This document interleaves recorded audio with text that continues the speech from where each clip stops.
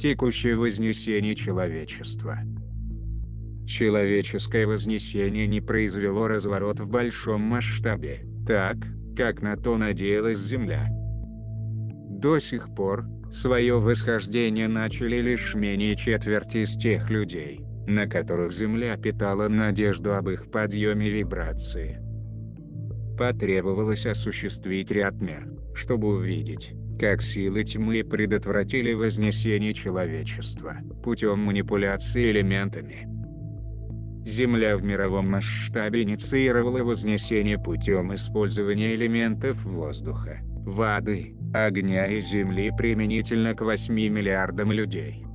Элементы, которые должны были доставлять записи вознесения, тьма заменила электрической основой, проявившейся тем, что для огромного количества людей вознесение было приостановлено, или другими словами, рост интереса к духовным целям и задачам был смещен тьмой к большей заинтересованности материальным благоустройством, карьерой, обогащением, потребительством и так далее.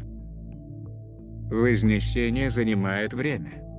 Вознесение – это пожизненный путь, и даже более. Оно не дается легко, и те, кто читают эти материалы, возможно, теперь приходят к пониманию, что каждый месяц невознесения человечества приведет в будущем к гораздо большему числу смертельных исходов с людьми, которые при иных обстоятельствах могли бы поднять свои вибрации и предотвратить подобный исход. По сегодняшним оценкам Земли, менее чем 4 миллиона людей поднимаются в данный момент к 1024 уровню. В первоначальную цель Земли входило 8 миллиардов людей, восходящих к минимальному базисному уровню 1024 в это историческое время. На сегодняшний момент, можно сказать, что в сравнении с тем, на что надеялись первоначально, планка снижена столь сильно, что массовое человеческое вознесение в большей степени невозможно.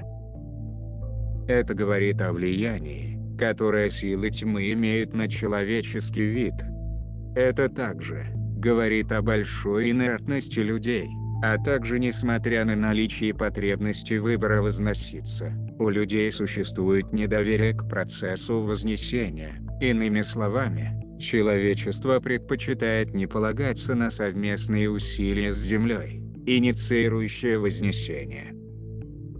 Коллективное сознание человеческого вида притягивает войну на физический план в результате коллективного бессознательного желания воевать. Всегда существуют многочисленные вероятные грезы для будущего, что касается каждого человека, и всего человечества в целом, коллективного человечества. Человечество привлекает к себе будущее, которое в наибольшей степени с ним резонирует. В данное время с коллективным сознанием человечества резонирует война. Почему именно так? Война – это результат коллективного человечества, предпочитающего не осознавать, не признавать собственную разрушительную мыслеформу, и выдвигающего такого рода диссонанс разыгрываться повсеместно в регионах Земли. Земля пребывает в процессе плетения новой грезы для человеческого вида, такой, в которой каждый должен взять ответственность за свою разрушительную мыслеформу, а не проецировать таковую как коллектив, государство, на отдельные регионы, вызывая военные конфликты. При этом, что очень важно услышать, потребность воевать будет охвачена на индивидуальной основе и прекратит отражаться в качестве мировых инцидентов. Земля подошла к такому корректированию в человеческой грезе. В настоящее время, локальные войны – это коллективное выражение коллективной человеческой кармы Запада и Востока. Это карма Иннана и Мердука. Данная карма будет выдвинута на миллионы людей по родословной, связанных с Иннаной, и на миллионы других людей, связанных с Мердуком, без разворачивания масштабной войны, необходимой, чтобы погасить долг. Когда карма воина Нана и Мердука будет передана всем вмещающим их наследственность индивидуумам, она заставит каждого из них на собственном пути жизненных реалий манифестировать свою личную войну с другим человеком. Некоторыми примерами того, как проявится личная война между представителями наследственности Нана и Мердука, могут быть правовые баталии, или трудный развод, или схватки на работе, или крайние конфликты между членами семьи, или сражения между друзьями, или несчастный случай, и даже убийства, произошедшие между связанными с такой наследственностью людьми. Каждая из таких манифестаций уладила бы часть кармы определенного отрезка времени очень длинной войны, в которой Инанна и Мердук участвовали в своих длинных жизнях. Мердук и Инанна продлили свои жизни до 18 тысяч человеческих лет. Война между ними от начала и до конца длилась 2500 человеческих лет, и завершилась ядерным холокостом.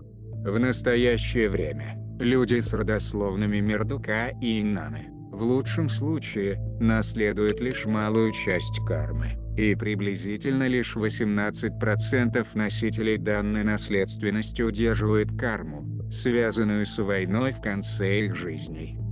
Следовательно, требуется множество людей, чтобы очистить карму за целый период 2500-летней войны между Мердуком и Инанной. А потому в грядущие годы многие люди вследствие такой кармы создадут личный кризис в своей жизни. Некоторые восходящие, возможно, уже сейчас создали на основе этой кармы личный кризис. Если бы карму 2500-летней войны не сместили на миллиарды людей, хранящих данную наследственность, то ядерное уничтожение стало бы неизбежным. Соединенные Штаты Америки продолжили бы разрушать каждый народ, пока те не возымели бы достаточный ядерный арсенал, и использовали бы свои бомбы, создавая ядерное опустошение. Поэтому, перевод коллективных войн в личной жизни людей соответствующей наследственности, настоятельная потребность избежать ядерного холокоста в будущем, и производится как необходимость, по оценке Земли. Поскольку все, кто связан по родословной с Мердуком и Инанной, будут улаживать всю военную карму через опыт личной вендетты, то вся мировая карма этого инцидента уплачивается и закрывается, при этом может высвобождаться гораздо менее разрушающим способом, и без выраженного в войне крайнего насилия. Именно таким образом должен быть гарантирован глобальный мир. У Земли не так много возможностей оказывать влияние на плотность городов и предместий, чтобы вызывать там вознесение. Сознательное намерение, или выбор вознестись, должен стать главным сосредоточением, вызывающим вознесение среди посвященных, в разной степени, предназначенных для такого пути. Для тех, кто живет за городом, или рядом с водными просторами, вознесение происходит вполне естественным образом. Аборигенные народы восходят естественным образом, даже без своей осведомленности об этом, а те, кто имеет прямую родословную древних великих мастеров, восходят сознательно. Вот почему Земля предлагает возносящимся посвященным покидать большие населенные пункты. Как это повлияет на будущее? Возможно, придется ожидать большего количества потрясений и стихийных бедствий, если большое число людей не прислушается к вашим человеческим собратьям, доводящим до сознания тот факт, что выбор вознесения является наиважнейшим в истории данного времени, и в свою очередь, мог бы в лучшую сторону изменить будущий результат. Люди часто затянуты в догму своих особых духовных убеждений, даже среди тех, кто поддерживает мысли-форму метафизического сообщества. Подобные воззрения часто основываются на догме, и к тому же, догме, существующей как вязкая и радиоактивная мыслеформа, который вместо того, чтобы увеличивать частоту вращения поля, создает его замедление. К тому же, многие люди затянуты в механизированное состояние бытия, в котором выживание, благоустройство, взятие кредита, плата по счетам, закладная или арендная плата – главная озабоченность. Подобная занятость увековечивает сосредоточенность на реалиях, в которых невозможно осуществлять вознесение, ибо вознесение требует концентрации на духовной работе. Поэтому Тао предложил, чтобы вознесение было инициировано через рождение восходящих человеческих детей. Элементы природы должны передать записи вознесения, а ими можно будет обеспечить содействие через поле восходящих новорожденных детей. Упомянутый план вошел в действие, и Земля ожидает восходящих рождений, а также увеличения численности восходящих рождений впоследствии. Ни один регион и ни одна из культур не будут пропущены, и надежда Земли состоит в том, что подобные рождения окажутся достаточными, чтобы поднять вибрацию человеческих масс и их городов до уровня, способного отразить некоторые из крупных потрясений бедствий, которые в противном случае произойдут вследствие ее непрерывного мирового восхождения. Благодарим всех, кто участвует в вознесении Земли и человечества. Мы надеемся, что эта информация была полезной для вашего индивидуального пути вознесения.